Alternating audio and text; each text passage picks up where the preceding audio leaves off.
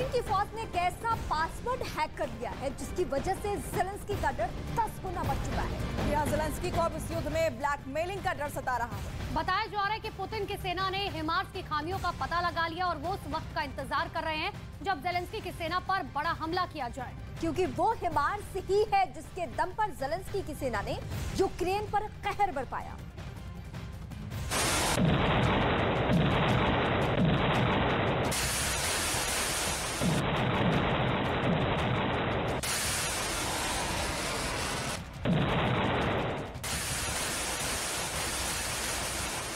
Zelensky ने HIMARS चलाया, एक के बाद एक कई रॉकेट आगे हाइमर्स की पूरी बैटरी खाली कर दी। और फिर देखिए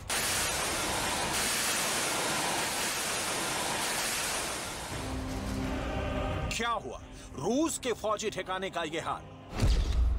यह है मेलिटोपोल, यूक्रेन का वो शहर जहां रूस का कब्जा है। यहां हमला करके ज़ेलेंस्की ने पुतिन की फौज को बहुत ज्यादा डरा दिया है।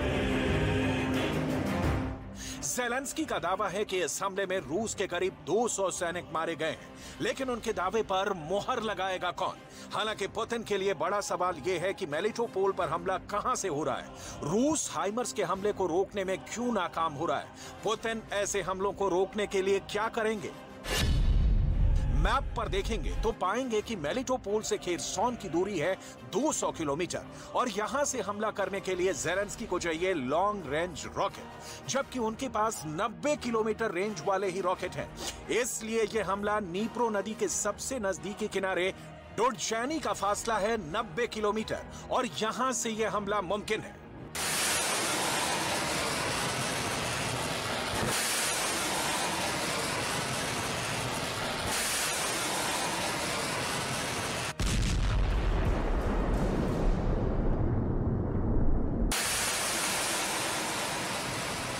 हाइमर्स के हमले ने रूस को बहुत परेशान किया है।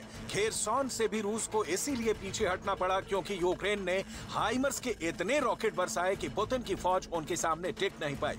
मेलिटोपोल की ये तबाही और यहां लगी आग बताती है कि पुतिन हाइमर्स के आगे काफी बेबस महसूस करने लगे हैं। खेरसॉन से पीछे हटने के बाद पुतिन की फोर्स का बड़ा ठिकाना अब मेलिटोपोल के आसपास ही बना हुआ है। लेकिन मेलिटोपोल टूटा तो पुतिन के लिए क्या होगा? मेलिटोपोल से मारियोपोल की दूरी सिर्फ 150 किलोमीटर है, यानी मेलिटोपोल भी खेरसॉन की तरह छूटा तो मारियोपोल में पुतिन के कब्जे पर खतरा मंडराएगा।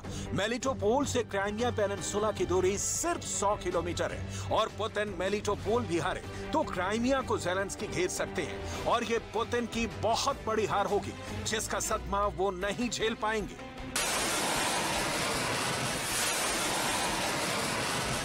ज़ेलेंस्की पुतिन के लिए इसलिए बड़ा खतरा बन सकते हैं क्योंकि हाइमर्स की ताकत उनके पास है, लेकिन सवाल है कि कब तक? क्या हाइमर्स का कोई तोड़ नहीं? क्या हाइमर्स ही इस युद्ध का फैसला कर देगा और पुतिन को यह जंग हारनी पड़ सकती है? यहाँ रुकिए, पुतिन की फोर्स के पास इसका जवाब है और दावा ऐसा किया जा रहा है कि युद्ध में हाइमर्स के दिन पूरे हो चुके हैं। रूस को यह पता चल गया है कि हाइमर्स -20 डिग्री तापमान में काम करना बंद कर देता है, यानी ठंड बढ़ी तो हाइमर्स रॉकेट सिस्टम पूरी तरह से जाम हो जाएगा।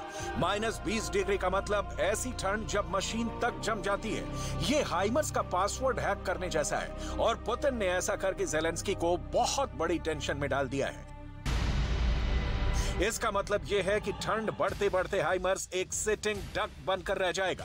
अंग्रेजी में यह टर्म ऐसे टारगेट के लिए इस्तेमाल किया जाता है जिसका शिकार बहुत आराम से किया जा सकता है। रिपोर्ट के मुताबिक अमेरिका ने यूक्रेन को अब तक हाइमर्स के 20 सिस्टम भेजे हैं और इसके हजारों रॉकेट भी नेटो के जरिए सप्लाई किए गए हैं। रूस की तरफ से ऐसा दावा किया जा रहा है कि हाइमर्स को रोकने के लिए उनके पास बहुत बड़ा हथियार आ गया है।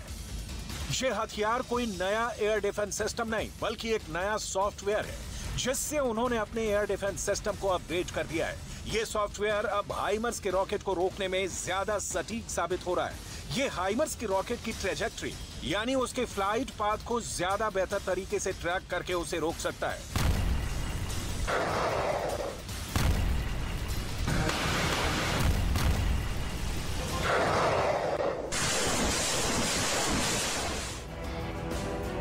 यूक्रेन युद्ध के बीच जब ज़ेलेंस्की हाइमर्स से अलग अलग मोर्चे पर रूस पर बमबारी कर रहे हैं, तब बीच में ऐसी रिपोर्ट भी आई कि रूस के हाथ एक हाइमर्स मल्टी रॉकेट सिस्टम लग गया है।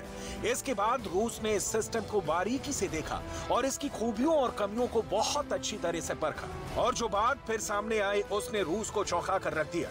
रूस के फर्स्ट आर्मी कोर के एक अफसर ने जो दावा किया उसे गौर से समझिएगा। Работаю по натовским вооружениям «Химарс».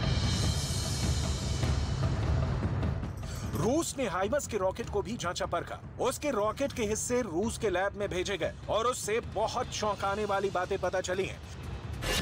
हाइमर्स का रॉकेट माइनस तापमान के बाद दिक्कत करना शुरू कर देता है और रिपोर्ट है कि -15 से 20 डिग्री पर यह काम नहीं करता है। इसलिए ज़ेलेंस्की को फिक्र इस बात की है कि जब तापमान -20 डिग्री होगा तो हाइमर्स का इस्तेमाल कैसे करेंगे।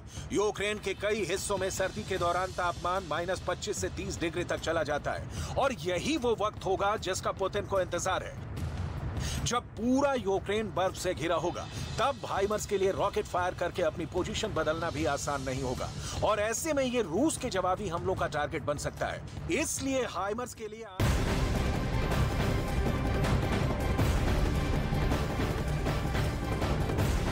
इस बीच बड़ी खबर आपको बता दें, तवांग मामले पर रक्षा मंत्री राजनाथ सिंह के घर पर बैठक चल रही थी और ये बैठक अब खत्म हो रही है। अपडेट सामने आ रही है।